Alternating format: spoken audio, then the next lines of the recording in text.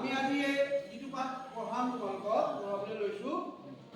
মই অসমীয়া কবিতা লিখিছিল কোনে সৈয়দ আব্দুল মালিকে আৰু এইটো এটা গীত কৰি অকণমান গাইছে এই গীতটো শেষলৈ আছে আমি এতিয়া ভালদৰে শেষৰ সংগীতটো এইটো সংগীতাবদ্ধটোৰে এই গীতটো গাইছে এই গীতটোকে আমি এবাৰ তোমালোকক গাম মই এবাৰ গাই দিম তাত তোমাৰ গাম জীবনে মৰণে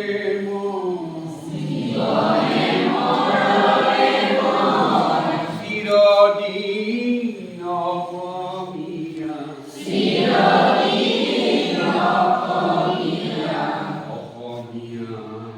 অসমীয়া